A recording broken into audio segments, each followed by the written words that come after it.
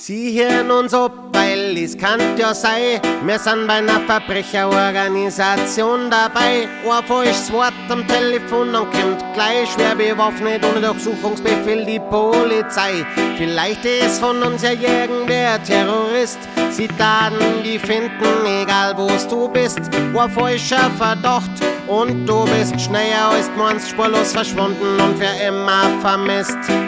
Ich sag, sie nehmen uns alle mit und nachher werden wir verhört. Ich weiß nicht warum, wir sind doch keine Mörder.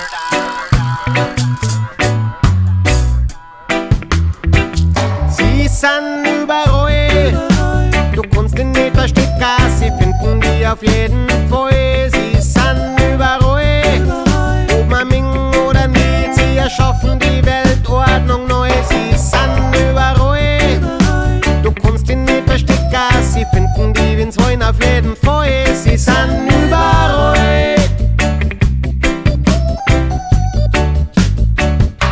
Wir werden registriert, wir werden überwacht, wir regen uns drüber auf, aber die CSU lacht. Wir werden überprüft und ganz ohne Verdacht um unser aller Privatsphäre gebracht. Hey. Sie beobachten uns Tag und Nacht, die Welt wird von einem Spionagenetz überdacht. Sie sind die neue Stasi und missbrauchen einer Macht, es wird jetzt immer auch so gemacht.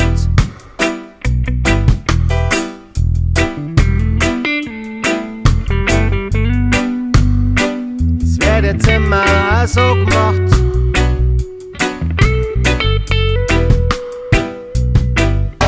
Sie brauchen ja gar nicht spionieren, sie brauchen bloß dein Handy-Signal lokalisieren oder deinem Navi hinten hoch navigieren. Dann wissen's, wo du bist und sie können die kontrollieren. Sie brauchen nicht viel Geld in ihre Arbeit investieren, weil sowieso alle ihren Leben im Netz präsentieren. Wenn sie irgendwas über die wissen wollen, dann brauchen sie's bloß von deiner Facebook-Seite aber kopieren.